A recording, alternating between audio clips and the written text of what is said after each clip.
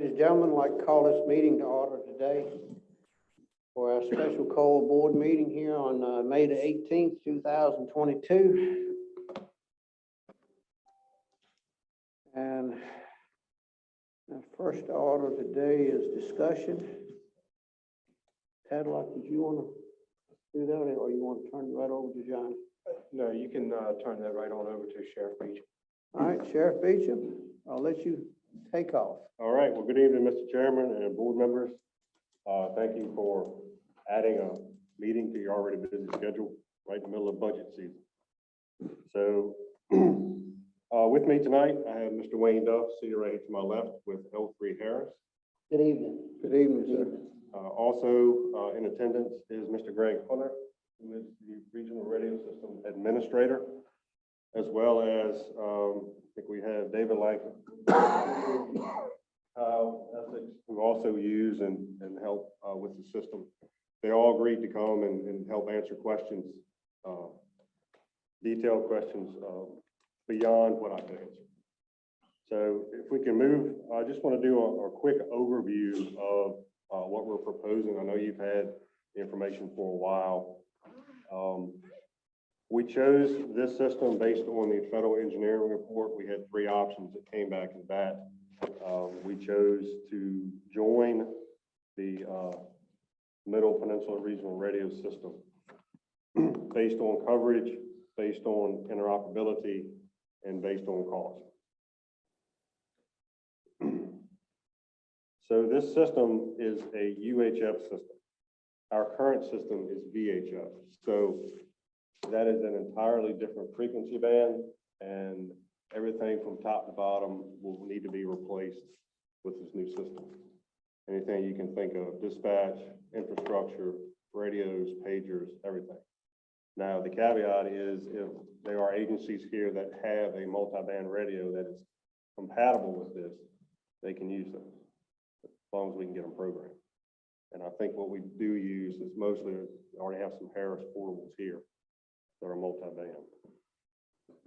The system will utilize 4 of the 5 existing towers we already have. What we'll have to do is, if we decide to move forward, is look at the existing leases to see if they need to be updated and work with each tower.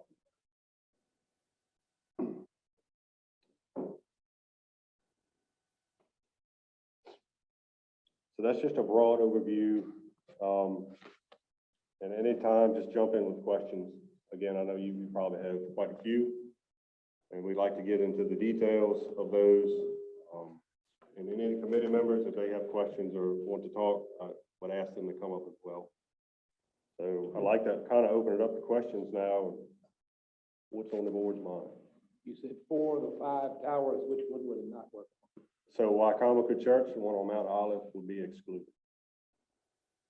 Why is that, Sheriff? It wasn't needed in the coverage. If may I speak to that? Absolutely, For just a second? yes. One of the, and again, thank you all so much for taking time out of your busy schedules and having an extra meeting. One of the things that I think is very exciting about this, I've been at L3 Harris for 12 years. Prior to that, I was a police officer in the city of Lynchburg, and I just know how important the mission critical communications are for the safety of our personnel and also for the delivery of public safety services. What's so unique about this concept, and we're doing it very successfully in other parts of the Commonwealth, which I'm responsible for, but throughout the nation, is sharing assets among counties and jurisdictions. And the first one we actually did in Virginia was Region 2000, which is Lynchburg, Bedford, Campbell County, Amherst County. We've done a partnership between Sussex County and the Sussex Prison. We've since rolled out this concept that Greg can speak to as far as his vision and wanting to take the best technology that he could and capitalize on that investment and build it out and share that. So Mr. Long asked a great question. You know, if you think about it, we've got 5 sites today and you're going to 4. How are we getting better coverage? The overlapping coverage into Northumberland from the existing system is incredible. So we're supplementing that by having 4 sites that will be more directly serving Northumberland. If you think about this radio frequency energy, the closer you are to the tower, the stronger it is, and as it goes out, it gets weaker. Well, there's overlapping coverage that allows you all to capitalize on that.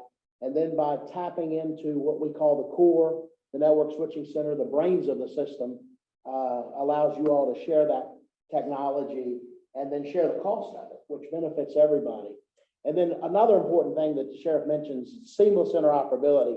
You all can roam from county to county and maintain connectivity to your system without switching the knob or having any type of intervention. And as other systems grow out, because it's what we call Project 25, it will be compatible with any other manufacturer's equipment or systems that come out. And one last thing, the uniqueness that I like here is the county's investing in multi-band technology, which will allow a couple of things. One, if we move forward and the sheriff or fire department has a portable radio or a new apparatus that comes in service and they need to put a radio in it, instead of replacing it with the old or even buying old single band technology, we can put the new stuff right in and it'll work on the existing equipment until the system is built out. And that helps with transition. And then also you've got some 800 megahertz partners in the area that you'll be able to speak to as well. So I think it's a great opportunity that we've enjoyed working with all of the counties, and just appreciate the opportunity to be here and answer questions. Will you be picking up the Good Luck Tower? Yes. I think that would help some too. Yeah, that's going to help us save Wycomico Church south. Obviously, this going to a different frequency. I know VCU Tappahannock Hospital will work on, because Kyle with Essex. What about RGH? You're not going to have any problems there, are you? If it's not already there, we could set up the same system there to receive UHF. We need to obviously have that. That's right.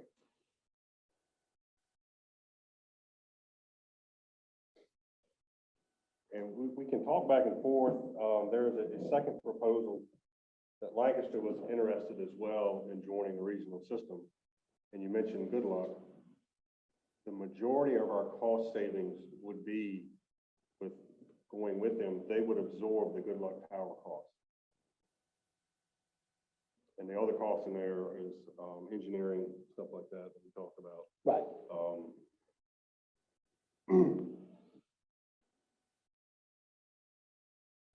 So, looking at the Northumberland and Lancaster proposal, of course, we've got to get Lancaster on board. The committee decided to move forward with Northumberland proposal. Yeah. Should we get further into this and Lancaster's not ready, there is an avenue that we could talk to Lancaster. If they want to absorb half or the Good Luck Tower, then we would certainly be back and forth. Or I wouldn't be, but the boards would be back and forth on what's the cost, who's going to buy what from us. So there's a potential for some money coming back in should they absorb the Good Luck Tower or half.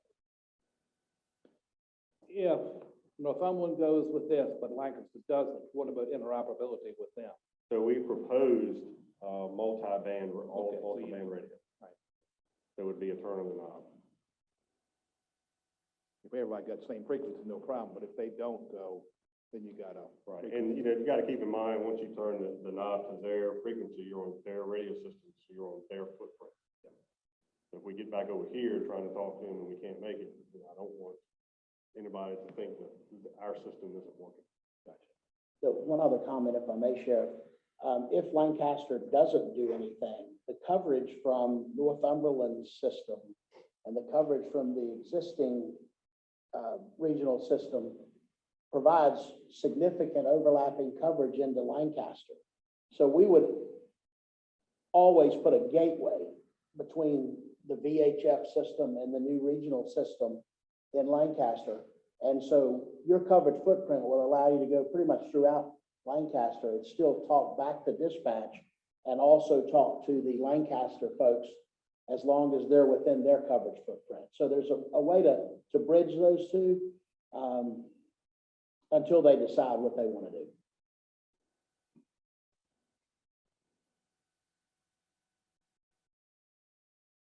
Where's Richmond County at? Great question. Last week I talked to Mr. Paulette. He has asked us for a proposal to look at adding 2 sites. He did not specify where. He wants us to look at the existing coverage in Richmond, try to determine 2 sites that would provide better in-building coverage for Richmond County.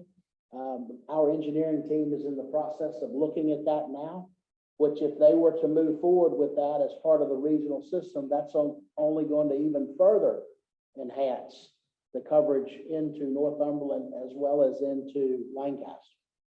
We should have something for them as far as a design next week to share with everyone. It's really interesting. I call it the perfect storm, but you got to watch with putting the pieces of the puzzle together.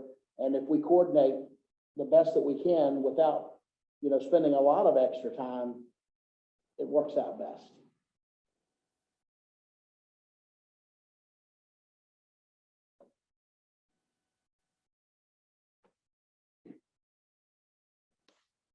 Which tower are we gonna be losing, or we don't need now, or which towers?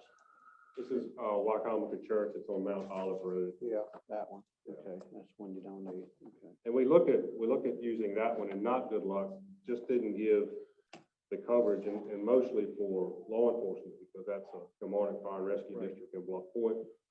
The Wycomico Tower, I didn't feel comfortable with the coverage that was there going into Bluff Point. So we moved it to Good Luck, and it made me happy. And the reason being is, if I can take a few minutes, we've had some very close calls with deputies trying to talk to dispatch on the radio with absolutely no response. They just could not get out. One was outdoors and one was indoors. And the latest, I'll give you a little bit of detail on, it was in a metal building, but there was an interior room, somebody in the room, the deputies were talking to them, and then out of nowhere, there's a gunshot. So they have no idea what's going on. They, about 10 seconds to realize they weren't hit, and they're calling on the radio, nothing. And as the investigation goes on, unfortunately, that person took their own life, but you can imagine the tense moments that they couldn't get out when they needed it the most. So on my part, and I'm sure I'll speak for the committee, there is a sense of urgency that we need something done now, or as soon as possible, before we get to a situation where we lose a deputy or we lose a first responder. That's the first thing I think of every day. So it's important that the board knows that, how I feel, how the committee feels. And it's also important to know that, and I've been reporting every month, that we have done, I think, an astronomical amount of work on this. I think we've covered all our bases in research, and we feel that this is the best plan to move forward based on all that. So I just want to let the board know how I feel before we move along further.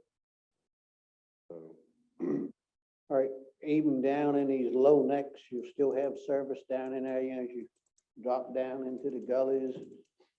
Service still gonna be there, or is it still gonna be spotty? well, I will tell you, and Mr. Duff will tell you, that there's not a system that's going to give you 100%. But based on the coverage maps, we're at 95% plus. We provided coverage maps. I was involved in the building of a system one time that I'll never do again, and that was based on a coverage requirement that the radio had to work in the vehicle. And that's great, but the radio has to work in the field, in the handheld environment, and inside of buildings. The more in-building coverage you have requires more tower sites. We've provided maps with what we call portable outdoor, outside of a vehicle, outside of a structure with the handheld radio in your hand. We've provided what we call 10 dB maps and 20 dB maps, and they simulate a building structure that would have that type of loss. And there will be places in buildings that you may not have RF coverage, simply because the building is very difficult to penetrate and would probably require a site right on top of it. But, so what we try to do is balance that with what's realistic from a cost perspective. And we feel this is, you guys can certainly look at the maps and the coverage guarantees. We feel like it's excellent coverage. And our guarantee is if we miss that mark, we fix it, and it's on our dime. I mean, you'll be investing in a system that you've got a certain expectation. And when we test it with a very rigorous test, Greg and his team, they obviously review these coverage acceptance test plans, the consultant does. And if we miss the mark, we'll fix it. If that means putting a new site in, we'll do it. But there will be areas it's not going to be perfect. Now, when you say 95%, what does that mean? What that means is that in the county of Northumberland, we will guarantee that 95% of the bounded area, the county boundary, will have coverage, which means at 95% reliability. So 9.5 times out of PTT in the county, and we break the county into either half or quarter mile grids, and we have to pass 95 of those grids. And then a certain percentage, I don't remember whether we got 8 grids or quarter mile or whatever it is, but I believe it's no more than 8 tiles. So we can't have, for example, 5% of the non-covered area be all together, right? It has to be distributed the best we can throughout the county, but we'll have to pass a voice quality test and a signal strength test, inbound and outbound, in each of those quarter mile tiles in every place of the county we can get to. Is that mobile versus portable versus in a building? So the way we have it set up now is mobile and portable, and we can certainly do in-building testing as well if you'd like. We have a way to set up what we call an attenuator that simulates like being in a building for the loss, or we can actually test buildings. And if there are particular buildings within the county we need to focus on, we certainly can look at that with their design. We're not necessarily wed to this design. It's a proposal. And even if we get into a contract and we have to move things around, we're very flexible in doing that. But, if there are certain buildings, we would like to know those so that we can do preliminary tests and see if there's an issue or not, or a particular area. And we've done a lot of vetting with the committee on certain areas, and I think we've got it pretty close. What type of building or configuration of those buildings is worse for penetration? Walmart, schools are terrible. They're tough. Especially the older schools that are built out of cinder block and are really deep and dense and you're away from windows. They're very, very difficult to penetrate.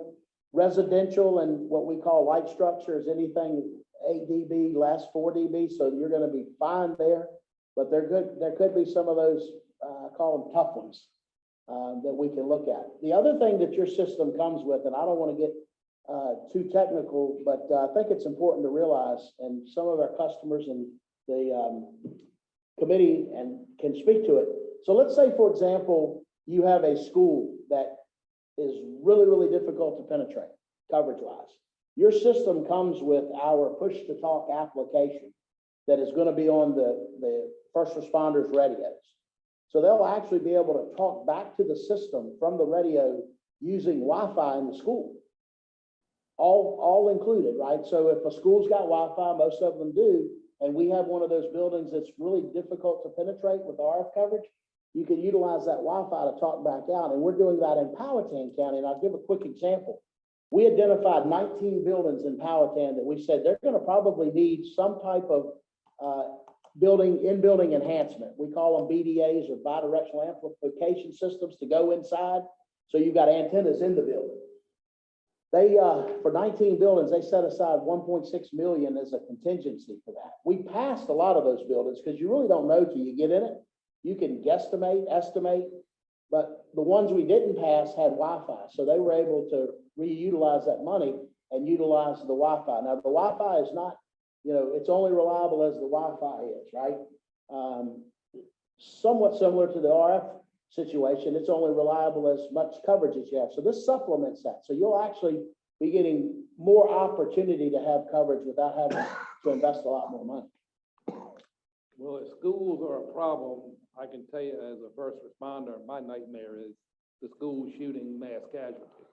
You're gonna have to worry about your officers and the first responders too. So I mean, if that's a known concern, that's one you've got to check. Absolutely. And the schools and government buildings, they're typically the kind of the older, even the newer structure.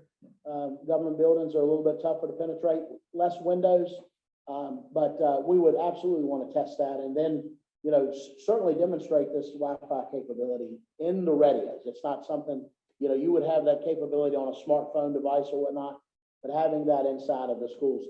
The school resource officers use that all the time. They switch right over to it, can talk back to dispatch, and they're tied in through the Wi-Fi in the school. The good news is about that is one of the transmit sites. Yeah, I know. I knew exactly where it was, but he was saying almost have to be right beside it. And that's one, I just wanna, that's my nightmare for. No question. Because there's not enough EMS units in the whole northern neck. You'd have to be calling Greg up there and King and Queen and everybody else if we had a terrible situation. Besides all the helicopters in the world, it'll help us here. Where is the school in our 10 dB map? Do you have that close by? I'm just curious. There's your 10 dB. Oh, yeah, The tower is old school. yeah. And that's the only school All three of them are right there. campus? Oh, yeah, that's perfect. It's high school, middle school That's combined, perfect, yeah. the elementary is a quarter of a mile away. You have to be careful with that, the GPS and AVL and all of that, because we called a deputy just to do a test call, and he wasn't at the school, but anyway, it's a different jurisdiction, nothing you had to be concerned about.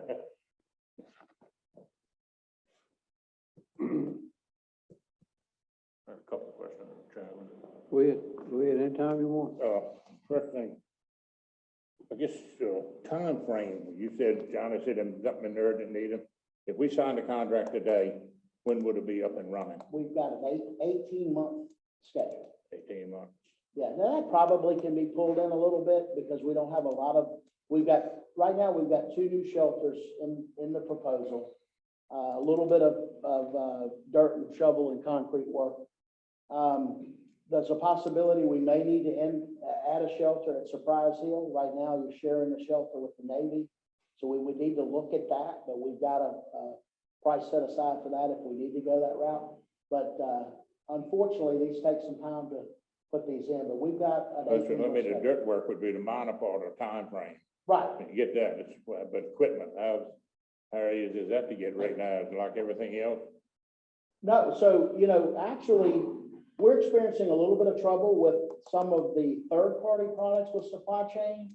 And some of our subcontractors have gone up a little bit on labor with us. We didn't pass that on. Yeah, it made it look like it, though, didn't it? But we build all of our stuff, right? So we've got our radio and base station manufacturer in Rochester, New York, our implementation and integration factories in Bedford County. So we're doing pretty good on that. We're not being held up on any current projects as far as getting that type of stuff. It's just mainly, we've got to go through a licensing process. We've got to do tower structural analysis.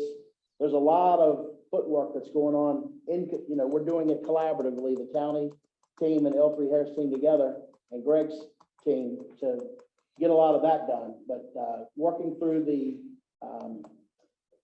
frequency licensing and the construction permits and zoning and that type of thing. 16 to 18 months we can have it done. What the handheld is on the testing? You said y'all do the handhelds testing with holding it in your hand? Right, so, well, the Very little radio, bit that is used anymore. Most of them wear them on the belt right, with the speaker mic. yeah, so our test is done on the hip with the standard antenna, and we're required to provide the coverage. The speaker mic doesn't have an Okay, antenna on it, you said that but the on- coverage is done based on at the On the hip. hip, all right. Yes, sir. And you said if something wasn't right in your coverage, you'd make adjustments, move equipment. Absolutely. So who would be responsible for that cost? We would.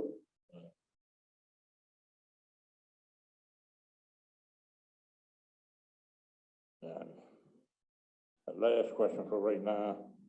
I couldn't read in that contract. Are the microwaves included in this price anywhere? I No, didn't sir. see it. Yeah, So that's not part of the price. that's correct. The microwave backhaul is extra. And, Mr. Hunter may want to speak to that, or you may want to ask him to speak to that. He's been coordinating that directly on behalf of the Upper Middle Peninsula Regional Radio System through M&I Networks to provide that microwave. You want to hold, Greg? So one of the proposals that or one of the discussion points we had with the radio committee was a radio system is actually two radio systems. It's the microwave backhaul and the RF, what they actually talk on for frequency. What we opted to do in the regional system is build a robust public safety microwave backhaul system to support all of our future integrations. So the microwave system that would be integrated into this ring actually is not just a microwave system designed to support your radio network. It's a microwave system that's designed, for example, in Essex and King and Queen, we're now preparing to run our E911 telephone lines across it. So it's got redundancy on a secure, non-public ring. Our CAD integration. So Essex and King and Queen County share a CAD integration. So we literally have active call visibility in each dispatch center. But because those are all separate vendors, by building out the microwave system separately, it allows us the flexibility as a locality to use it for other public safety needs. The current proposal, I believe, Johnny, you might have those numbers. I don't have them with me, so I don't want to quote the wrong number, but that basically leverages back into two options. So the first option was a hot standby system if Northumberland builds their microwave system and only Northumberland proceeds. So we would only have to have 4 microwave hops. Hop is between tower to tower. The second was if Lancaster County integrates, we can actually build a redundant ring, which is the preferred method. So in King and Queen and Essex County, we have a bidirectional ring so that if any link between microwave breaks, it basically reverses traffic so we don't lose a site.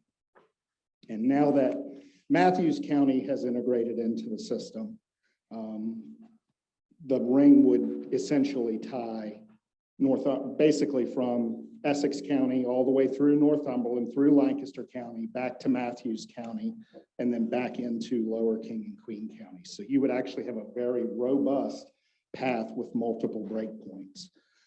The total, what I can say, did you have the total biggest picture cost was roughly $1 million 36. for everybody. 36. All right, then, Greg, what is the estimated cost per microwave? About 125,000 per link. 125,000, you see, we probably need around 4. You would probably need about 4 at I believe the Northumberland standalone cost was right around 500,000. Now that is just off the top of my head recollection. I know that the total ring for Northumberland, Lancaster, Matthews was 900,000. All right, Greg, up there, I'll ask him if you're on a different subject. Just didn't read your letter, Greg, that you sent back to the county or to the sheriff. The annual fee was set by the policy committee at $20,000 estimate per county.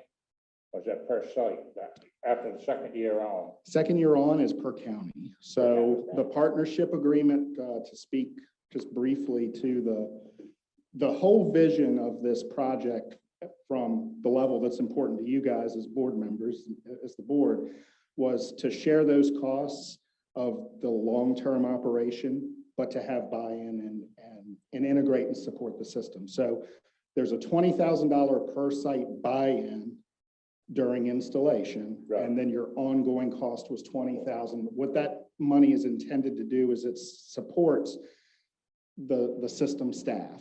So you may add people into it, who train up and work with us to help maintain sites, but literally 85% of the maintenance on the current radio system is performed by the two gentlemen back here. All right, now, in your letter, referring to your letter again, who makes up the committee, steering committee, and policy committees and regional staff? So under the current structure, which is being modified because the system is growing, so to make it more manageable. The current structure is each participating locality has 4 voting members of the steering committee.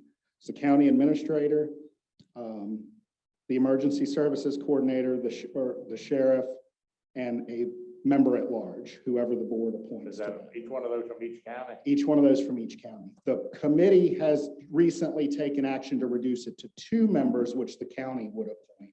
Because with 6 counties now potentially being involved, it just gets to be such a large group of people.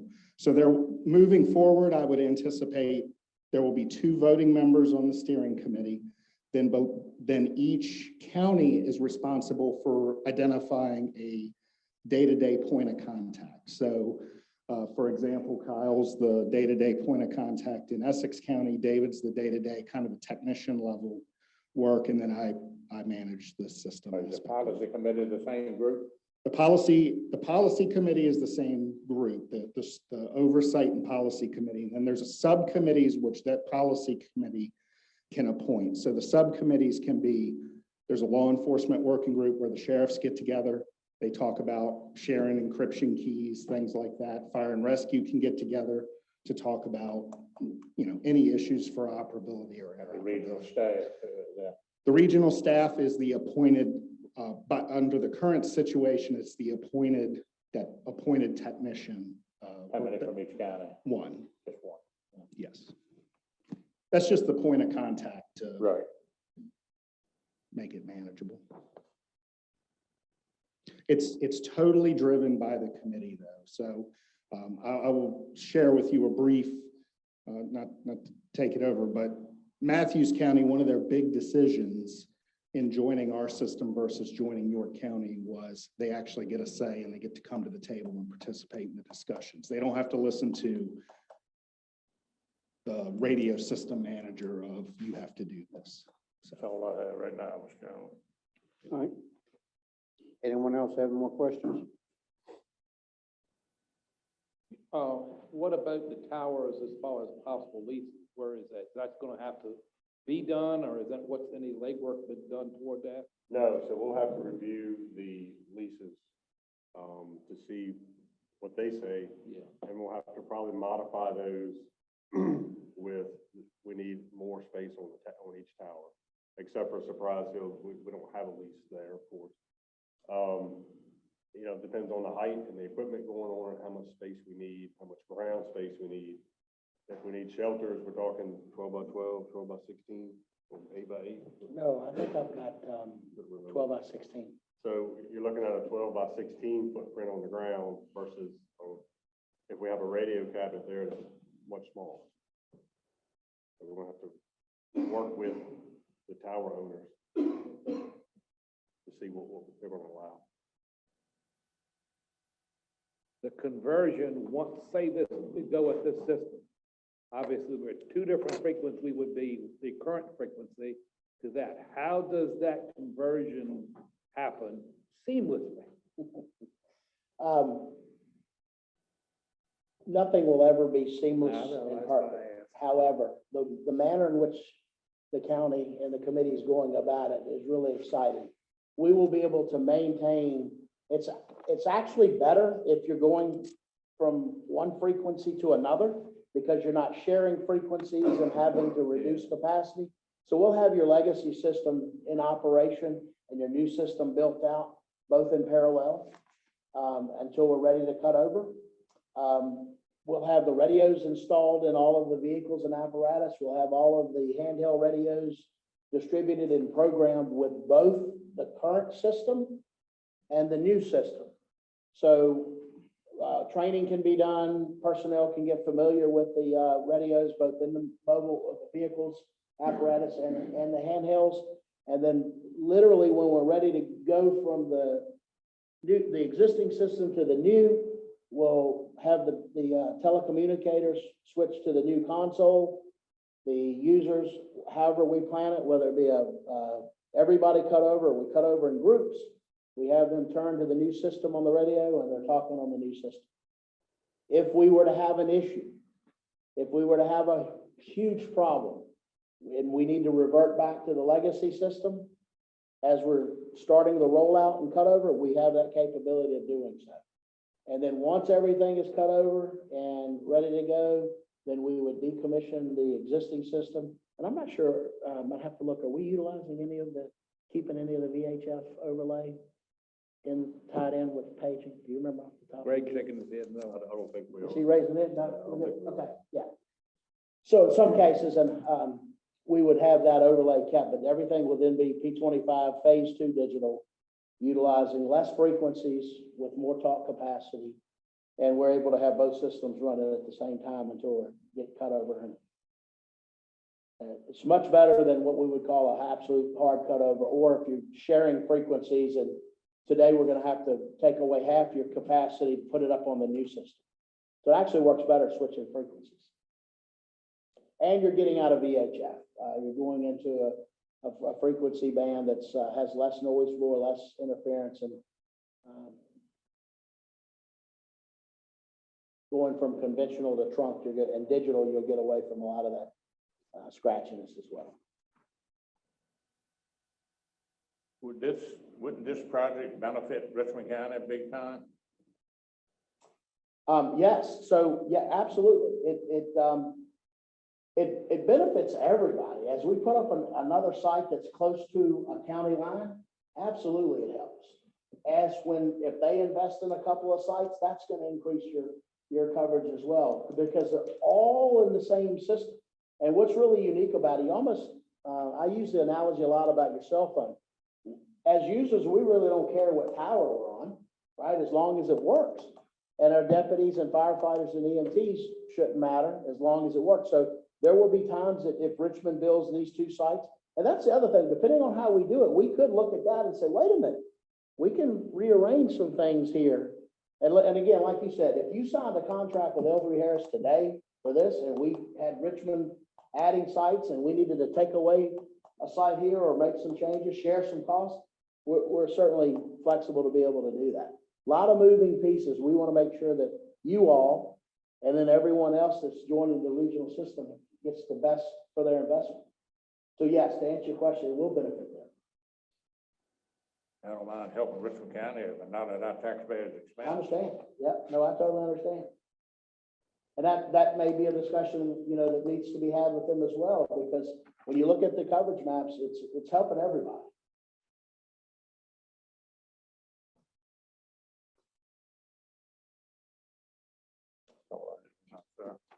Anybody else?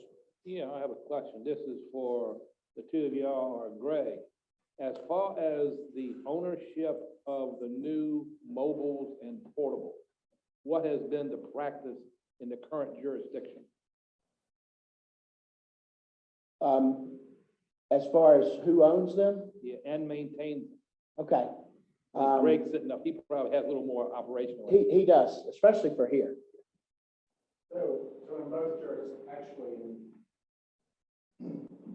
in all 4 participating jurisdictions right now, the jurisdictions are purchasing and owning the equipment. So the counties are owning it rather than each individual volunteer agencies.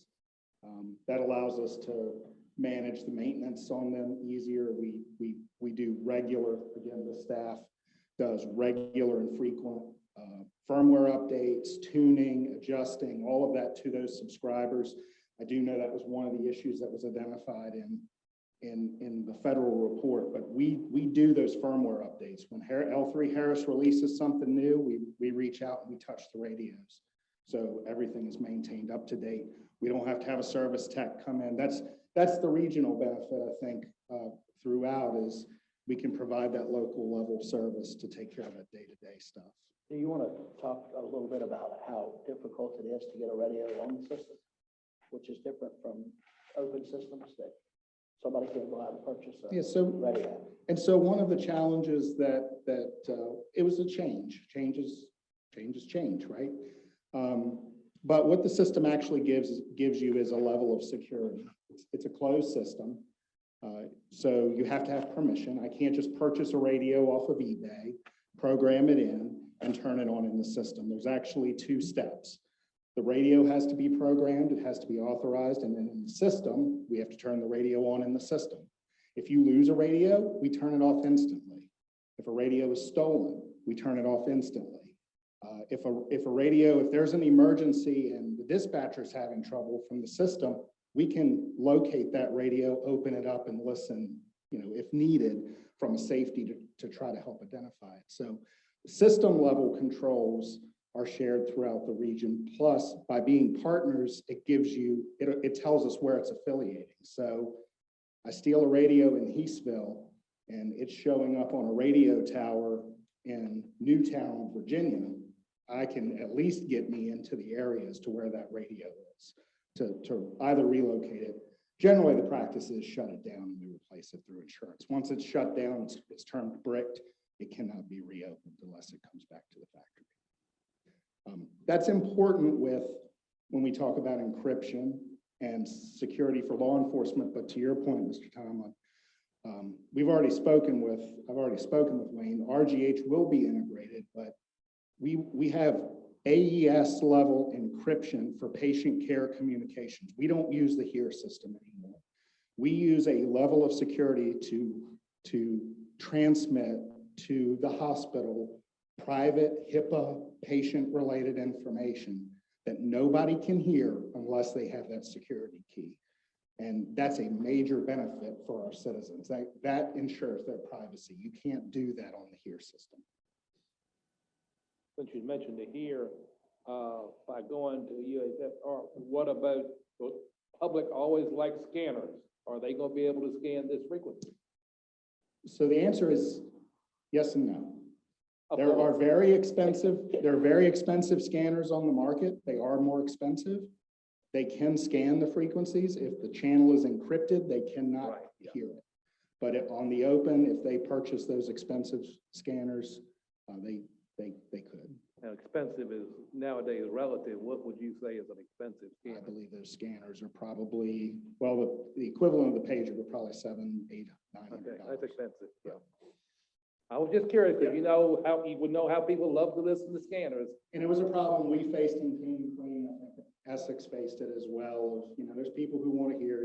You'll hear some grumbles, capabilities there if they want to listen, but we're not trying to exclude them. We don't block them out, but the technology isn't there on an analog scanner.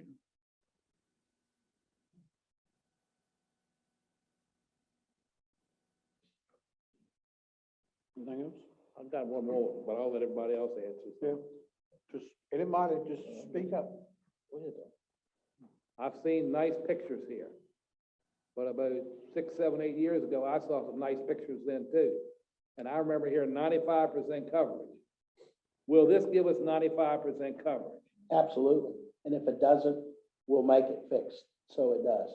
I will tell you this, L3 Harris is very conservative in our coverage predictions and guarantees because we do not want to pay for $1 million site. This is a very competitive industry and we don't want to do that. But we have had a case where we failed coverage before and had to make it right. These pictures are based on our propagation tool called Raptor.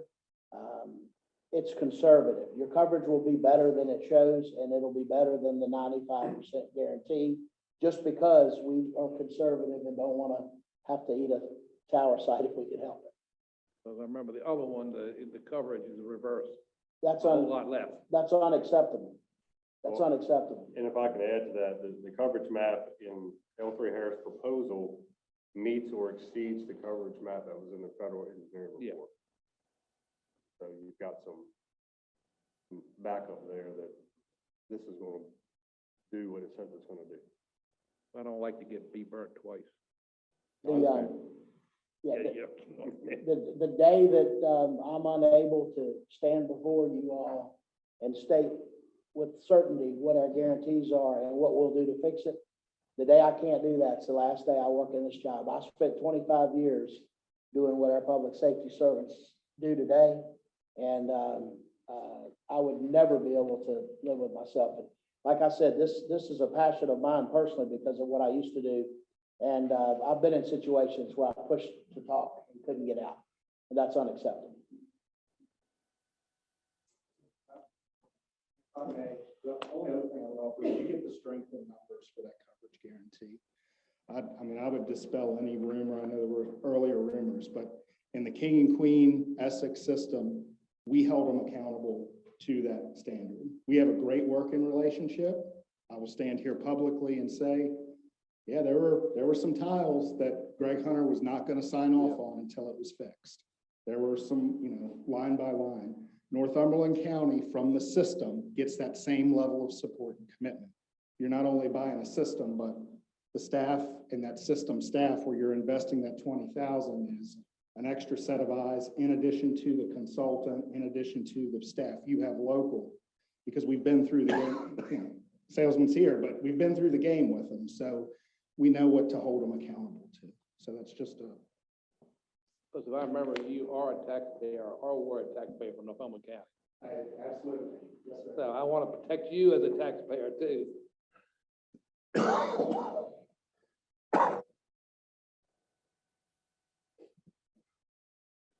No, go ahead. I don't have any. How long does it usually take to get repairs done? If you have, say you have a radio that's out of service, fails out here in the field, how long would it take to get that radio repaired? That's a great question. So first, it depends on what's wrong with it. Where you've got spares built into this, so you'll have a depot. That's another nice thing about the regional concept. We're talking about radios, maybe a mobile radio going out or a portable radio going out, but also from an infrastructure level, you all can share spare parts. So if we got to pull a card, put in a card, that's what these guys do. Depending on what's wrong with the radio, we'll send it back in and we can usually get it back to you in a week or two. We do our repairs. If they can't be repaired in the field, we repair them in Bedford at our Eagle Focus factory. If they can't be fixed there, it's sent to Rochester. So, anywhere from a week to 3 weeks, depending on what the issue is. And then, what we like to do is have our clients have a few spares on hand so we can swap that out so nobody's without that unit for any period of time. All right, suppose you lose not one of your outer tires, but some of your inner tires fail. So you have a act of God comes through here and 2 or 3 tires get blown down. Different ballgame. Yeah, what would happen on coverage then? So if anytime you would lose a site, that's a great question. Anytime you would lose a site in its entirety, you would lose that coverage footprint that's provided by that site. So let's say one site goes out, your coverage will be degraded by whatever that particular site was allowing. You could figure that out statistically, but then you would also have to take into account what overlapping coverage comes into that area. So what's really neat, and I've learned enough technically to be a little bit dangerous, these are called simulcast cells. So a simulcast cell in one frequency can overlap a simulcast cell in another frequency, and they don't interfere with each other. And the radio knows to affiliate with the cell that has the strongest signal. So if we lose a site, that coverage footprint there would be degraded by a certain amount, and the overlapping coverage could pick some of that up. But the nice thing about this system is, if you lose that site in its entirety, everything else is going to be up and running and still what we call in a trunking working mode, as long as you have the backhaul, right? And we talk about that ring topology so that it'll reverse. And so everything is working fine until we can get something done to replace that site. If you lose channels at a site in the system, we set up our bypass. Actually, Greg and his team sets up the bypass plan. And they may have a policy for that, Greg, so jump in if I go the wrong way, such that there's a certain amount of channels you can lose and keep that site up and have lower capacity and lose no coverage. Or if you lose a certain number of channels, take that site out, make it go dark, and keep the capacity with diminished coverage. So very technical bypass plans, but if you had a catastrophic incident that caused your site to go out, you're gonna lose some coverage. And if you had two, you're gonna lose more. The percentage of that, you're talking about 4 sites, you could lose 25% or definitely coverage in that immediate area. I hope that made sense. Is this system, under the current system we have, the tower at, the school is the central hub? Is this system gonna be the same way? Or is this gonna be so simulcast? No, so if I understand correctly, you're not gonna have a central hub, right? You're gonna have your sites, they're gonna all be speaking to each other at the same time. All of your transmissions, receive and transmit and receive will be simulcast. And the main hub goes back to the core in King and Queen and Essex, the dual redundant cores. The way this one, Jennifer, correct me if I'm wrong, the dispatch sends their message, it goes to the one there at the school, and then it goes Okay. out. Yes, so from dispatch, it'll go out to all of the sites Okay. at the same time? A true simulcast system. Yes, sir.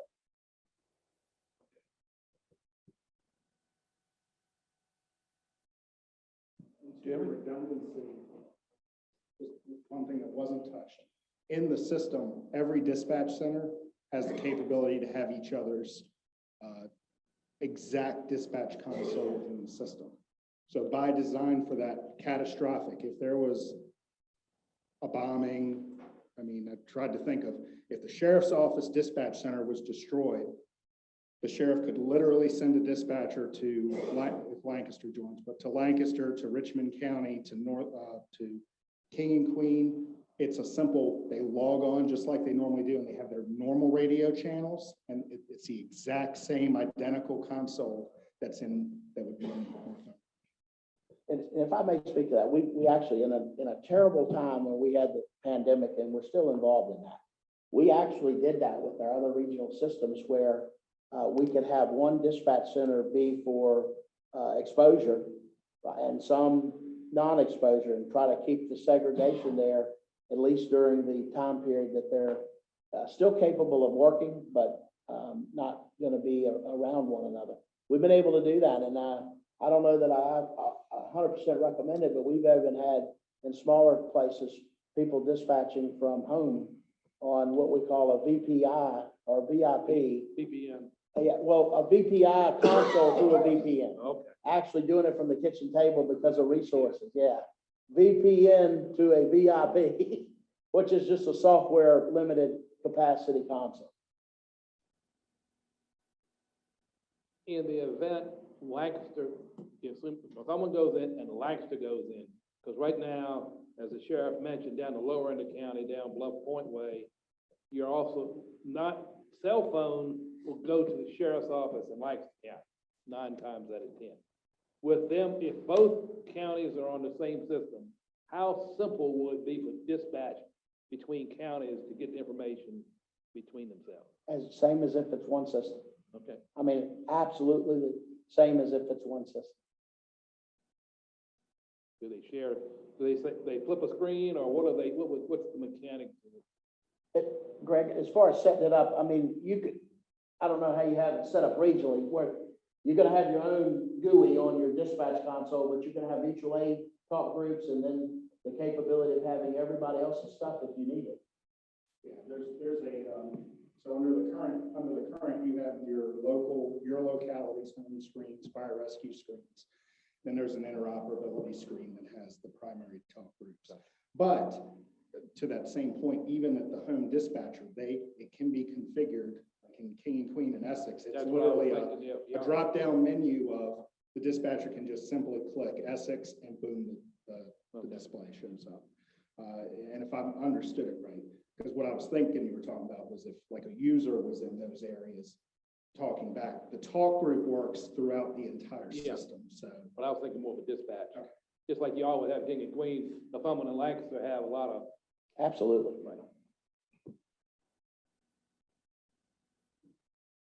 What frequency is the state police on? VHF.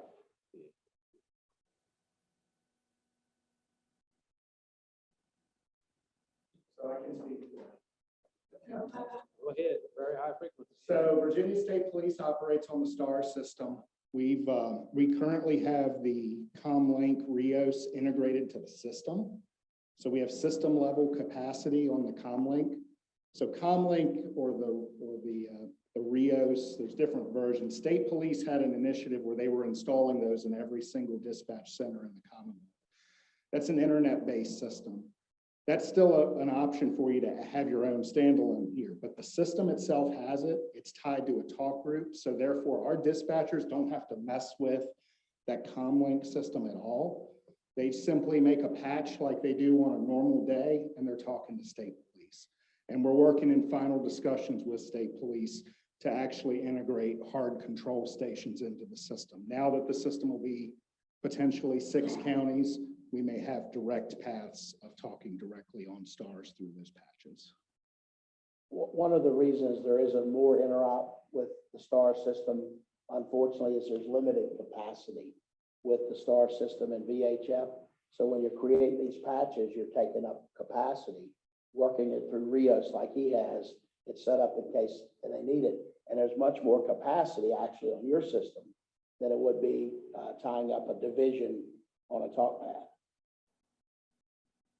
Does our current dispatch system have a way of, I call dispatch, wanted to get, and one of your deputies on scene, can y'all go from dispatch to that deputy's cell phone? And Liza, as a patch, Yes, as a patch. I know Westmoreland has that. I've had to use it. You can in the new system. That's what I was wondering. Oh, absolutely. That's No. a benefit. not in I the think. current. If the sheriff allows it. You know, it's a great tool that has to be managed, but Yeah, I understand absolutely. that. Well, dispatchers are the ones who would control it as far as Right. patching off, at least how Westmoreland uses it. It's not a direct call, it's through dispatch. I mean, you have the capability with that device to be able to listen to and talk to the Northumberland County, the Upper Middle Peninsula Regional System, anywhere in the world, you have Wi-Fi or LTE. Greg's probably got it on now, turned off, right? The reason I ask, I'm juvenile probation. I used to be a probation officer, now I'm supervisor. A lot of times I'd be at home and Westmoreland would call me when I was on call and they say, well, let me patch you through to the deputy on scene. Sure. So I didn't think you had that capability, but I thought that was a possibility.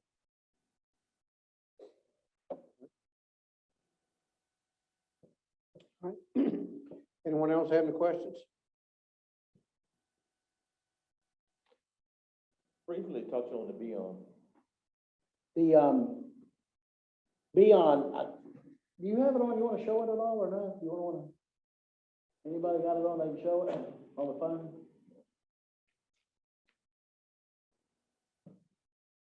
Okay. So Beyond is a push-to-talk application that comes with the system. It is encrypted using 256-bit AES encryption end-to-end. It has a P25 vocoder built into the application, and it runs on any smart device, Android, iOS, Windows client, and it also is in all of your radios. It requires LTE or Wi-Fi coverage, but it augments your coverage using a push-to-talk over commercial cellular and Wi-Fi. We are in the process of rolling out the mission-critical push-to-talk, which is developed by FirstNet, which is not a proprietary solution. Our radios and then smart devices will support that as well. The equipment that you're invested in and the cores and all of the brains that are already in place and all of your user gear are converged devices that already have the capability of LTE and Wi-Fi, so that as we move further along with FirstNet and public safety broadband, you're in the position to be able to do that. The radios, if you invested any in LTE, they support FirstNet, they support AT&T, Verizon and T-Mobile. You can actually have two cards. We have an embedded Verizon card, and then you can add a SIM card of another carrier if you ever wanted to do that. We have customers that rely on that a lot because they're in areas that have excellent LTE coverage, but in areas that don't, you can supplement it with Wi-Fi.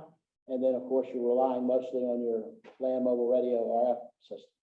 But the Beyond is a neat little app that allows people to communicate in a different way over a different device. We utilize that a lot, or recommend the utilization of that in schools a lot. Not to go too far down into the weeds, but if you could imagine, schools now have probably radios where they could contact. They've got their own radio system maybe, and then they've got radios where they could call if there's an emergency to get in touch with dispatch. The way the Beyond system is set up, you can have the Beyond system integrated into the main dispatch channel or to a mutual aid channel, or you can have as many Beyond talk groups that you want that do not go through the radio system and therefore do not tie up radio capacity, system capacity. So what we'll do a lot of times is help the schools set it up. If you've got 3 schools, each school has their own talk group, administrators have their own talk group, teachers can have it. It's a push-to-talk app on their own smartphones or smartphones that may be provided by the county. It's regulated and has to have IDs to be authorized to be on the system, just like the radios do. Can be disabled just like the radios are, but it provides for a more economical way to communicate, and it's all built into the system. Since you mentioned FirstNet, where are they in terms of doing what they promised? We got a long way to go. That's A what long way to go and a lot of money. They are working diligently, but right now, even if we went to a preemptive push to talk over FirstNet, you're going to be relying on commercial carriers, commercial sites until they can build out a dedicated public safety network. We get updates on it all the time, but it's a long process because ideally they want to have 95% coverage nationwide, and that's going to take a while. 5-year was not a realistic. No, sir. I've been to a few places, a few conferences, whatever. We'll have it. You say, okay, we don't have it. Oh, you're covered. I said, you come down May and try to get it. I just asked to see the map. Yeah, I don't care what the map. As Johnny knows, we don't have 5G. Sometimes we got OG. I hear you. Not OG, we got nothing. Yes, sir. Yeah. See, there's no limit to the amount of radios can be talking on the system at one time. Yes. That's a great question. So with this system, you can have 8 simultaneous conversations without being denied. Now, the more radios that are on the system and the more talk that's going on is going to obviously get into that capacity. As far as numbers of radios, there is no limit on the number of radios you can have registered on the system. But you can have, which I think is pretty awesome, it's 5 channels, right, Greg? 8 conversations. It doesn't matter who's talking where. 8 conversations going on at the exact same time without getting a deny signal or a bump. You get a deny, it's going to put you in the queue for the next available talk. But it'll be very difficult to have 8 conversations going on at the exact same time. So you're saying, right now, with the current system, if 2 people try to call at the same time, dispatch may get one, then say, second unit, you were stepped on, that's not going to happen, provided it's up to 8. No, matter of fact, if both key at the same time, one's going to go through, the other one is going to go to another resource and not be tied up. So the analogy when they were teaching me in radio school, right, is that in the conventional line, you're like in a line at a grocery store with one clerk and you have to wait your turn to get up to pay. The trunking world is kind of when you go to the bank And there's a bunch of tellers. As soon as one opens, it doesn't matter whether you go to 1 or 6. It'll put you right in that group, but you're still going to be on the same talk path. It's a little bit challenging because a lot of people want to talk about channels, channel 1, channel 2, channel 3. You've got talk paths, not that you would want it, but you can have up to 64,000 talk paths in the system.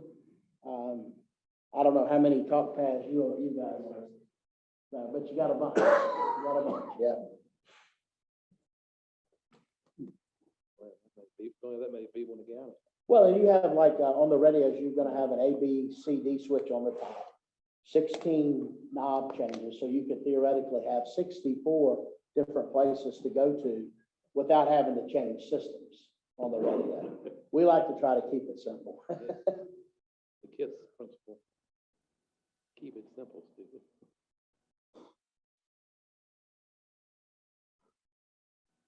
Questions?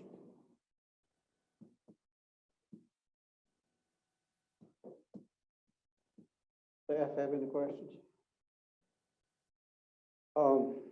Yeah, I've actually got a couple. As far as the equipment here, that would be new equipment, but is there shared equipment, I guess like the core? I guess what is the age of that equipment? Is there any need to upgrade that at any point? And if so, is there a cost, or what is the cost associated with possibly doing that? I know you can't do exact figures, but is part of the 20,000 annual membership fee part to go to that, or is that something that we would have to plan for separately to do those upgrades at a later date as well? At the present time, so with each edition, we hold L3 Harris to the point of making sure that the system's up to the most recent release versions, things like that. So they do any hardware updates, anything that we need to touch on the core. So as Matthews is coming on, they're doing little tweaks, depending on where they are in their release.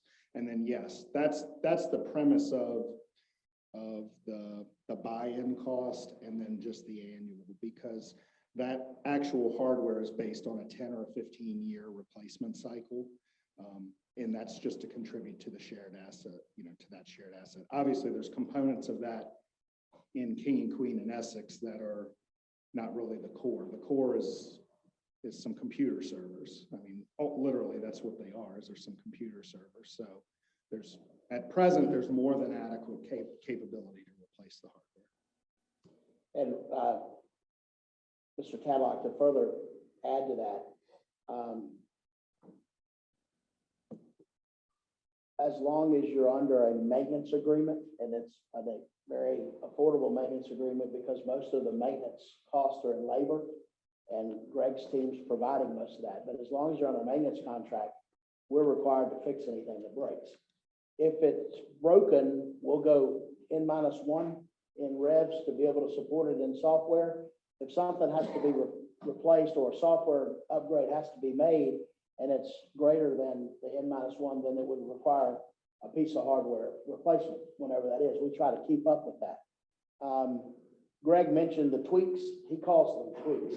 We're completely upgrading the dual redundant high availability geo-separated cores if you all join. How old are your cores, Greg? We installed them, it's been what?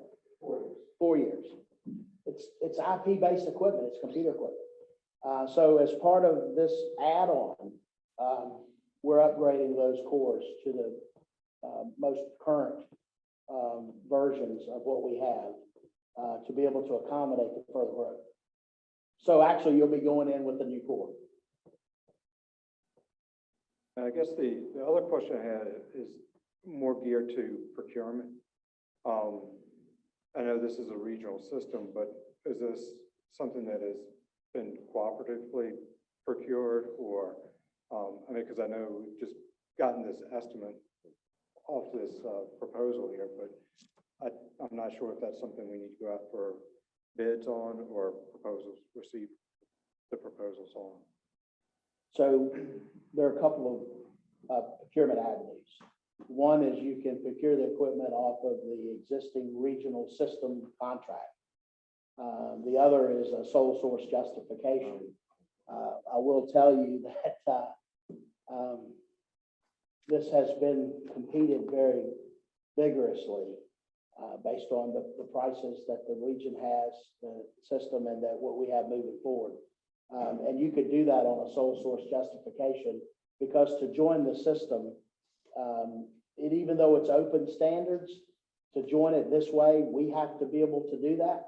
If you wanted to go out to bid, any vendor could bid on the P25 system for you that could be tied into this system and share a lot of the resources, but it would be through a gateway versus sharing the core. So if you want to share the core, it has to be through L3 Harris. And a lot of times people will think of that and say, well, sole source means I'm paying more money.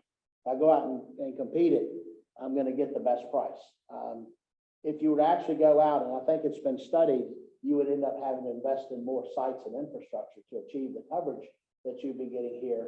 And there is a procurement method, either using their contract like Matthews did, or just the sole source justification if you needed to have that as part of the record.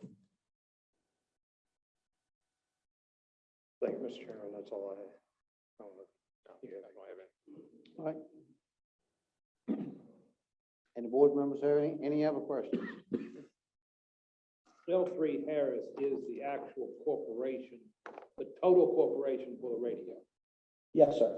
It's not like you are, I'll use the other company, like you have Motorola, but then you have radio communication. Right. You are just straight L3 Harris. That's correct. L3 Harris, we merged with L3 Harris. Harris merged with L3 a few years ago. Our headquarters for L3 Harris is in Melbourne, Florida. The division that I work for directly for corporate is the Public Safety Professional Communications Division, which is headquartered in Lynchburg. We do have other partners, like Motorola has Clear Communication or Radio Communications. We have Tactical Public Safety. We have AMK. We have other dealer partners, but this is us corporately doing it direct with the region. There's no L3 Harris territories that individual people have, That's correct. which is a big difference. Absolutely.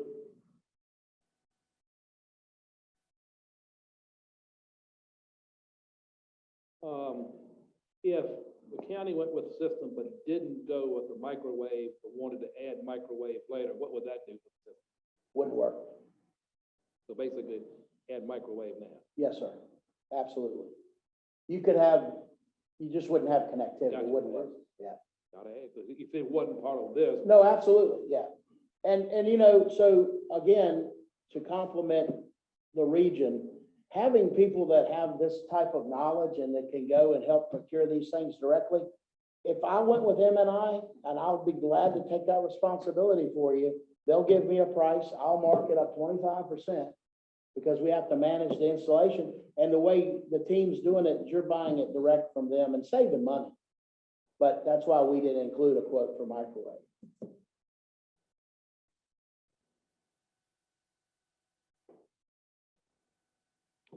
but since it wouldn't work, we need to have that figure added. Absolutely. Yeah, I mean, that's, yeah, that, I wouldn't, in fact, if you wanted to sign up tonight, I wouldn't let you do it. We have to have a plan for backhaul to make it work.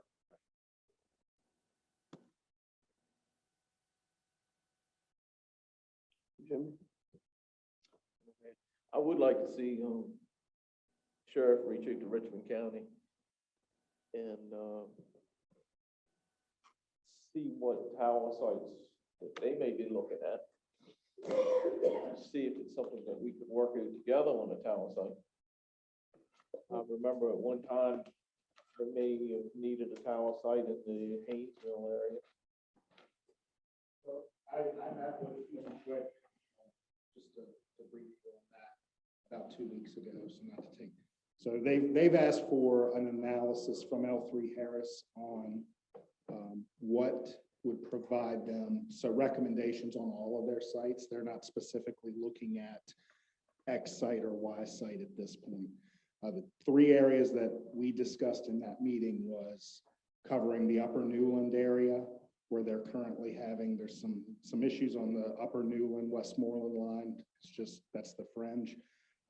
Increasing their coverage in Warsaw, so potentially putting a transmit site on the Warsaw Tower to give them better in-building coverage, because all of their radio communications in the town of Warsaw are coming off Brays Fork Radio Tower, and then the Haynesville site.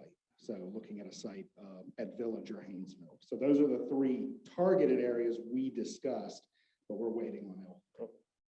And one of the things we wouldn't do is we would not move forward until we look at all of those pieces to see what benefits everybody.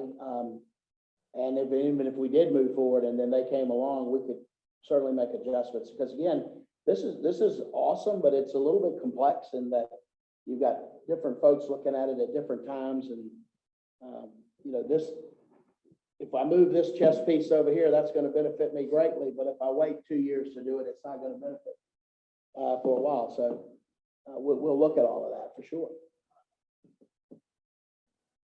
Does that satisfy? Does that satisfy your question? Oh, yeah. Okay. Richmond County is relying upon a tower at Brays Fork. Well, all the time, yeah.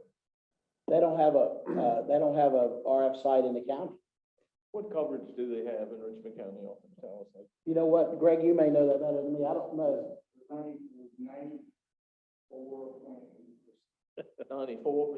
Was it mobile or portable? Portable outdoor? So they're getting 95% off of towers. They're getting better than what we're getting right now.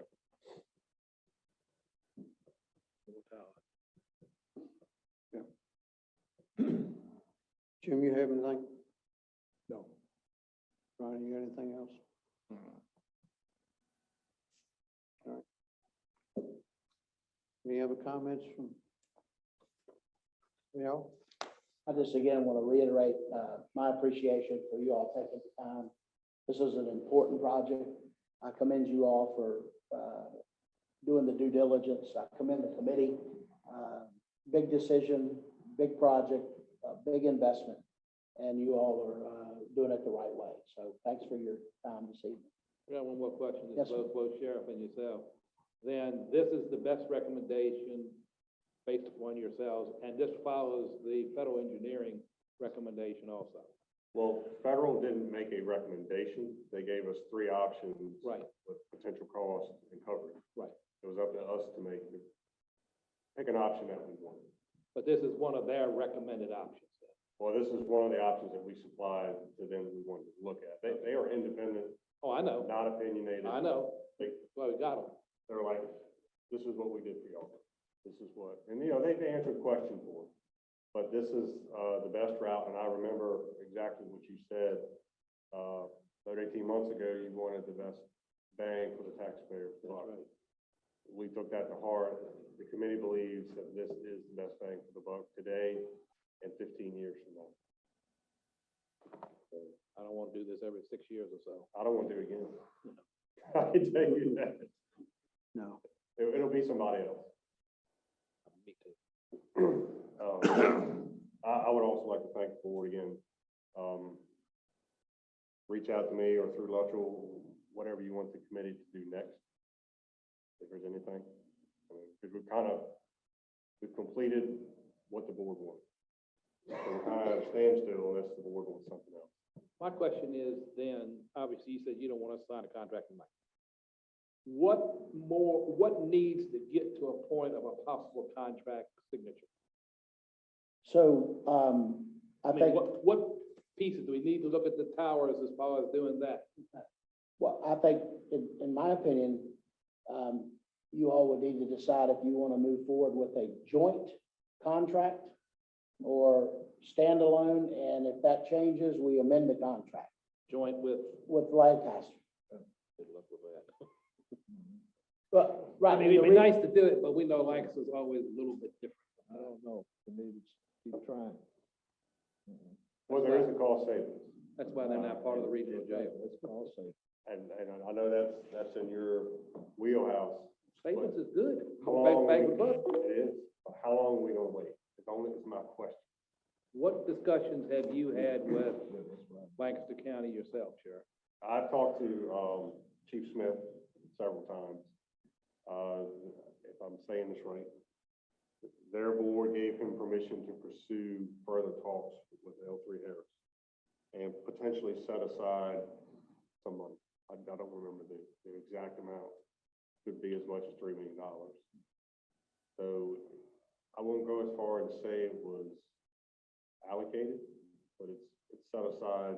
It's probably budgeted, but not I allocated, believe maybe. that's correct. Or is it in or is it in their CIP?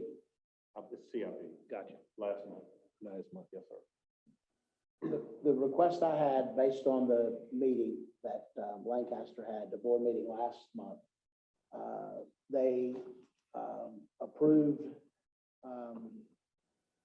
pursuing a contract to be reviewed by the county based on the joint proposal.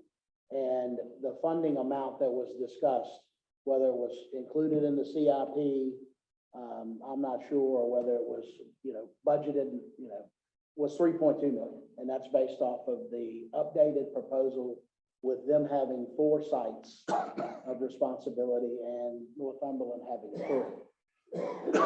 I have provided the sheriff and Chief Smith in Lancaster copies of what I would call the first draft of the contract. Yeah. Beyond the proposal. We're ready to do whatever is in the best interest of you all.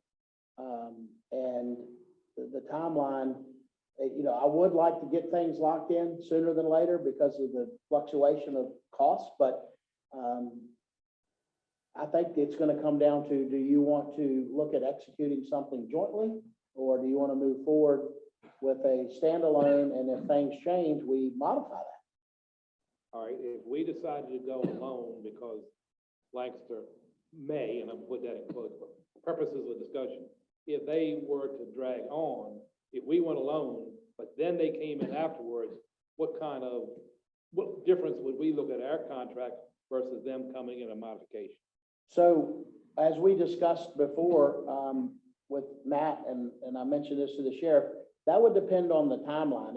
If we executed a contract with Northumberland County and then a month later, they're like, we're ready to come on board, then we could go back and negotiate a contract with them,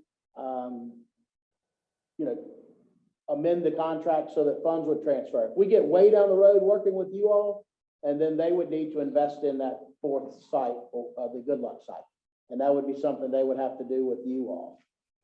If we go down that path and we're starting to, put stuff in, and then they want to come on board, you've already invested in that Good Luck site.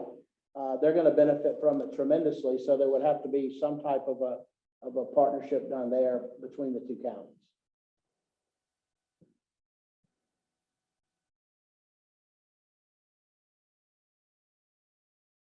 Anyone? Anyone else? Staff got anything else? Not at this time. All right. Well, I'd like to thank both of y'all for the presentation, and the information was very good. And I'd like to thank the radio committee for all the hard work they've done.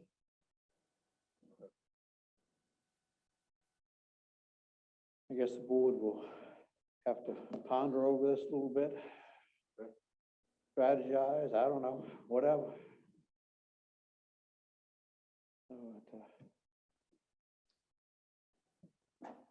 I think the radio committee's put in a lot of work, and I think the board owes it to the radio committee to reach out, have the county administrator reach out to Lancaster to see if they were willing to talk with us about doing a joint effort on this system. And if not, let's bring it back to the table and let the board make a decision on what route we'd like to go with the system. I'd like to see that happen and have that back before the board in the June meeting. And I'd put that in form of a motion. All right. Now, what about the microwave part? Tommy was talking about the microwave part not being in what we have now. Is that something you're gonna come back with a price on That's independent. or Yeah, independent? so, yeah, I mean, my understanding would be,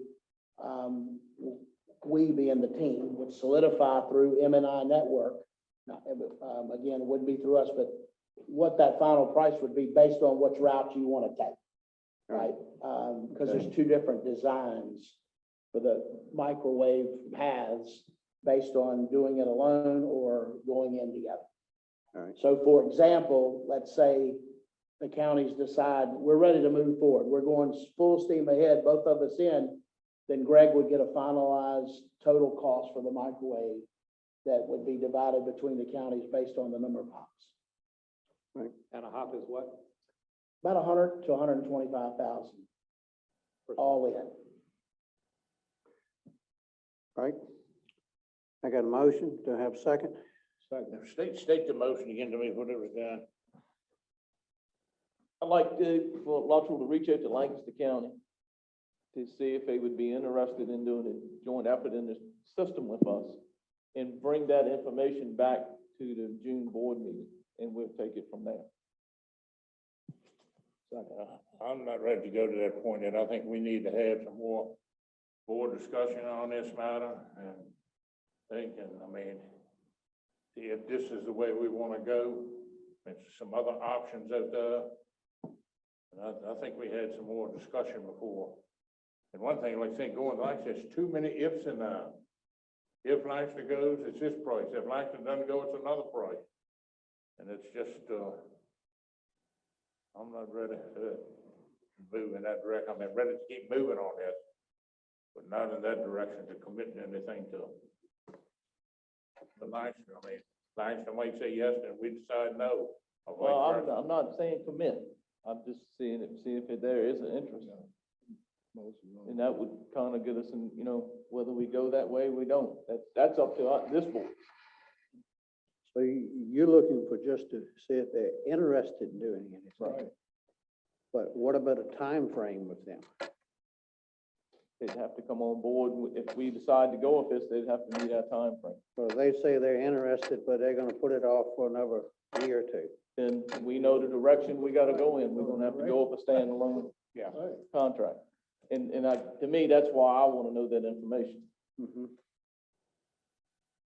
How much difficulty would it be for getting the two possible scenarios on the microwave without a hard contract? Well, obviously, we need a little bit better figures than 125. I'm not arguing that. We just need some idea of a possible cost. We have those figures. Okay. I don't have them with me tonight, I don't, but. Give So it, the give it, difference is a hub standalone requires 2 radios per hub, so 8 radios or 10 radios per Northumberland. If you do the ring, you only have to buy like half the number of radios. That's what makes it significant. But so yes, we have pricing for both options already. if you can get that to Johnny, that would be helpful. Just so we can, obviously, we're in the budget time, we're reviewing, it's nice to have some harder figures. Thank you. And I want to thank Greg, David, and Kyle for being here to answer any questions we have, in addition to the radio committee also.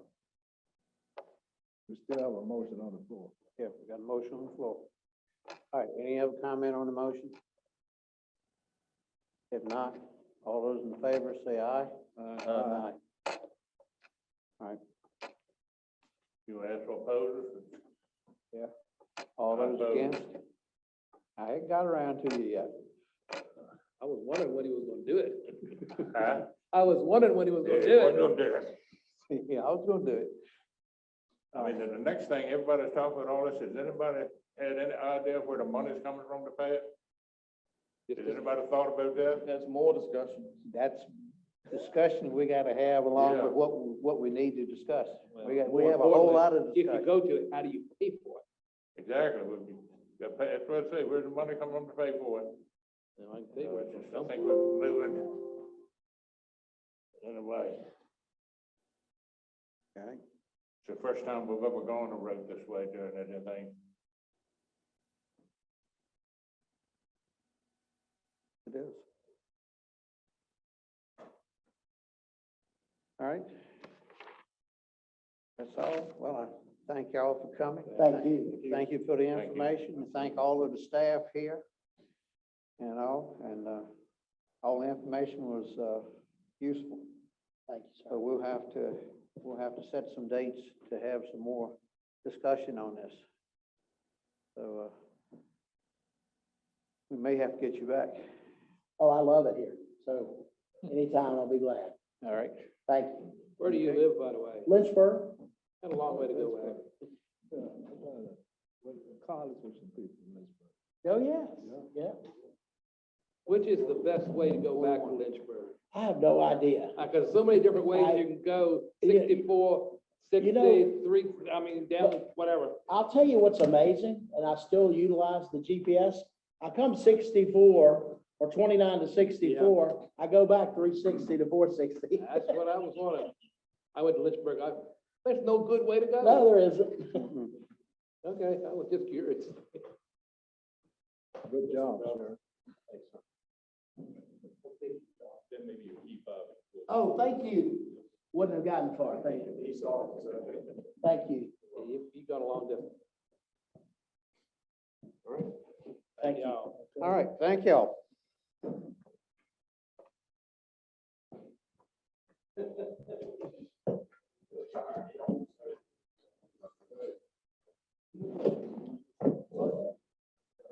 Good job. Thank you for having us. That was a safe trip.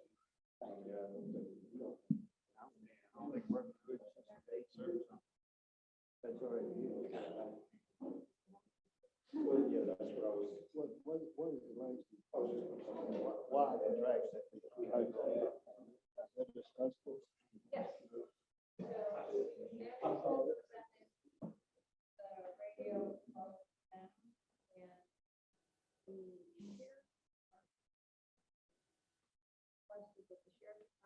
All right. Mr. Tadlock, I'll turn the meeting over to you right now. Next item I have is, wasn't sure if we would have time to work on the budget tonight or not. Wasn't sure how long that presentation was gonna last. I don't know if the board has any questions related to the budget, or if the board wishes me to move forward in advertising the county school board budgets and the CIP for June 2nd. For June 2nd, I do need to advertise it this week, put it in the paper, this week for it to come out next week. Or if the board has additional questions on the budget before we advertise. I thought we used to go through the budget in the meeting, page by page. That's what we've done in the past. Yeah, what we have done in the past is, we've advertised the budget and then had work sessions following the, public hearing, on that. But that's up to the board, how you all wish to proceed. All right, so you're asking if we want to do that on the 2nd of June, that would be the county budget and the school budget And the CIP. and CIP. And the draft budget ad that you have in your, in board docs does include the CIP, figures that the planning commission is forwarding to the board of supervisors. We're scheduled to meet tomorrow night, Well, we're not scheduled, but that's tentatively. depending on how the board wishes to proceed, if you all wish to proceed to, advertise it, I don't know that it's necessary to have the work session tomorrow night. Probably what we do to have 2 or 3 work sessions, don't we? Yeah. Won't get it all done in one night, Oh, and I don't have any problem with the advertising part. I think we need to advertise because our time frame is getting tight. But at least you advertise, you can, as long as that's, you don't anticipate Right. anything higher. Any request. If we do, then what we would have to do is come back and do a budget amendment, which we're gonna have to do anyway because of ARPA funds. and- Yeah, we know that. But as far as this, outside of ARPA, we can always come down. to me, it makes more sense to go ahead and get it going. Let's not be the General Assembly and wait till the last minute. Yeah, well, I don't have a problem going to advertise. When do you need to advertise? This week? Yep. I need to Budget hearing advertise, On the second? I need to advertise it this week, to be able to have the public hearing on the second. And my concern is, I talked to Mr. Marston today. He doesn't have anything at this point, but we still have, Thursday and Friday. I don't know what he's gonna receive. He may not receive anything, but I didn't want to have the school board budget along with the county budget and CIP at the regularly scheduled meeting and then have a public hearing on top of that as well, related to a zoning matter. So that's why I was looking at trying to have that on a separate evening. And then the planning commission meets the following Thursday. So if we push it out, we're getting very close to the end of the month, and you're gonna start losing time to, because you do have to wait. 7-day waiting period before we can adopt it. You do have to wait. 2 weeks after you advertise it. Got to advertise for 2 weeks, right? You advertise it for 1 week. Just advertise for 1 week?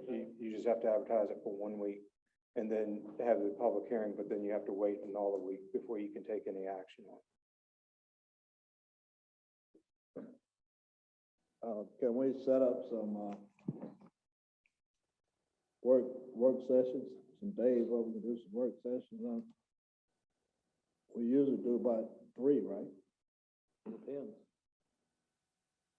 Well, you can definitely do a work session on the 26th, That's not a good day. because obviously the public hearing on the 20th, the budget amendment shouldn't take that much Yeah, No, it shouldn't take too long. I don't know how much public comment we'll get, but we still should be able to have a time. Well, work we- session on it. Why can't we do something on the 24th, 25th, some work sessions? What's wrong with it? We'd say 24th, 25th? Yeah. What works for you, Lutton? What works for the rest of the board? well, the 26th, we can meet at, say, 5:30, then stop for the public hearing, and then resume afterward. It doesn't take too long. That's one. 24th, I can't How about the 25th? do that. I can't. Can we do Yeah. the 25th? The 25th, we have a conflict with the Calio management team meeting. But you said we could come in early on the 26th. Yeah, I mean, that's to come in at 5:30 like we normally come in. That would give us an hour and a half almost to do something. But we still need 2 others. Why not the 25th? It doesn't have to be the number, it's how things work through. It could be simple, it may be long, I don't know. I'm not gonna be wedded to a number of meetings. Can we do the 25th? What's the problem? I don't know. I think if you do the 26th, I think you would be fine. You wouldn't necessarily need the 24th or the 25th. Because then you have your budget public hearing on the 2nd. Yeah. And then the following week, you could start setting up additional work sessions after your public hearing. So the public hearing is 26th at 7 p.m. No, sir. On the budget amendment. Budget, right? But,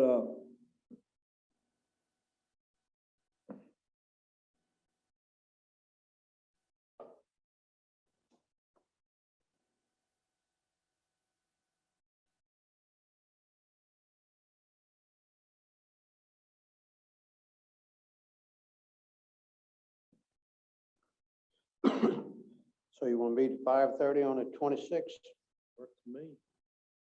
and we can go till 7.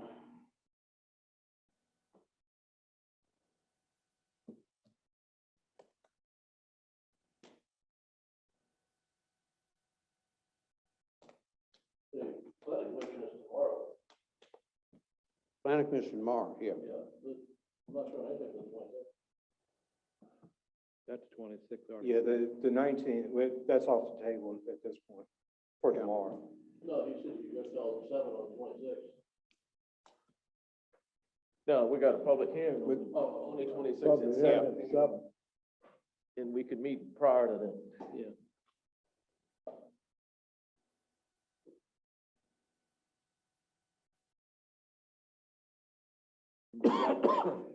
possibility of already down here, June the 7th.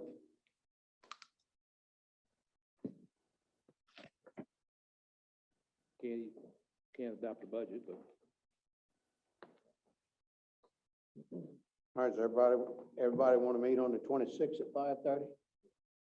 What's that? Excuse me. Everybody want to meet on the 26th at 5:30 for a budget work session? We can have that till, So you're marking out the one for tomorrow, right? yeah. yeah, mark out the one for tomorrow, unless you want to have one tomorrow. No. I 26. mean, I thought that's what we agreed last meeting, I'm gonna, the schedule was satisfactory about, and that's what we're gonna do, but that's fine, we'll mark it out. Up to the board, what you want to do. I said If you want to 26 have the and one tomorrow, 5:30. it's fine. No, 5:30 on the 26th. 5:30 on the 26th.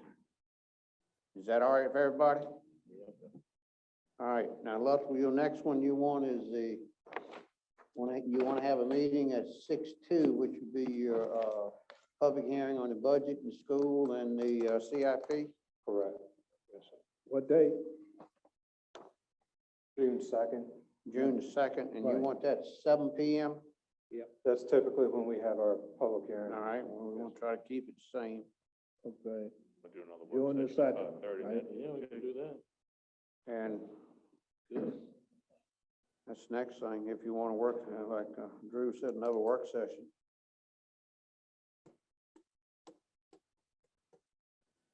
Works for me.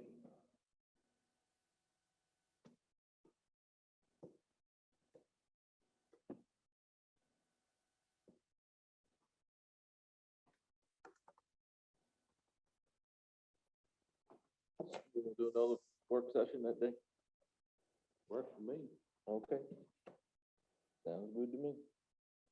well, on the 2nd? Yeah. Oh, I'm coming at 5:30 or Yeah, 5:30 on the 2nd? Yeah. All right, is that agreeable with everybody? because you know you're not gonna have time after, because you're gonna have a lot of There'll be public no comment time on- afterwards. No time afterwards.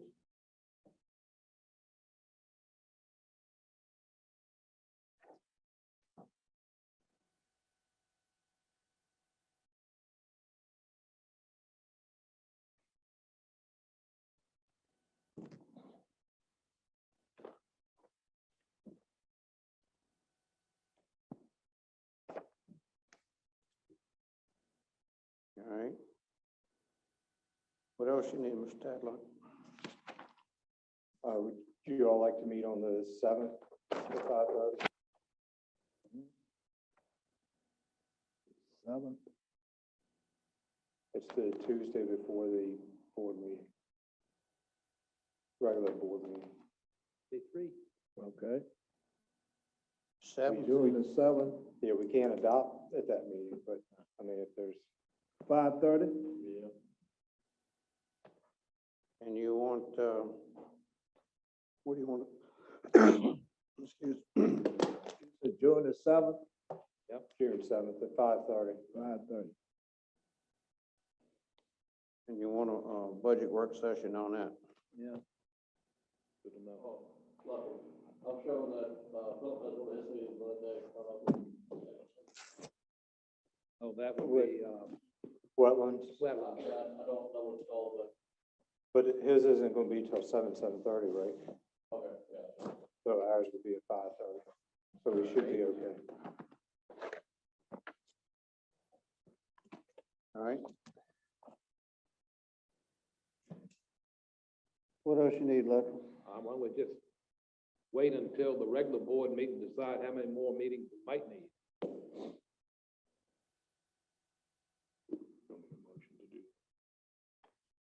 Yeah, I can.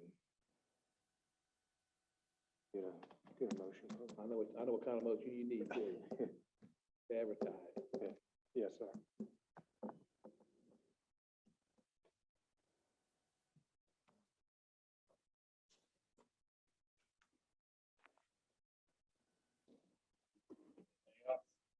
Yep. Just waiting on luck. We've had anything else? Yeah, I move that we advertise the county budget as the county administrator presented it to us. Move to when, To advertise the budget, the one that they got here, right, And that does. as include- is. as is.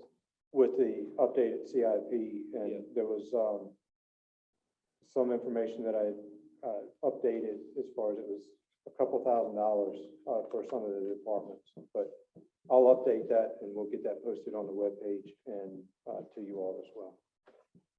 So that's my motion. Second. All right, we've got a motion, second. Any other discussion on that now? If not, all those in favor say aye. Aye. Aye. Aye. What else you have, Mr. Tadlock? The only other item I have, is I want to talk to the board about the Looper, request for parking, and want to check with the board to see if it would be all right just to, pursue that administratively rather than doing that by a license agreement. But want to verify that with the board before doing so. Yeah, I would say do that, because otherwise, if we're gonna do a license on this, we've got to do a license on everything else too. Right. So, otherwise, we leave ourselves open, something happens there. Any more than we already are. All right, thank you. I'll proceed forward with doing that administratively. That's all I have, Mr. Chairman. All right, I move with carry over until 26. 26. all right, we got a motion, second. All those in favor say aye. Aye. Aye. Thank y'all, gentlemen. Thank you, press, for being here tonight.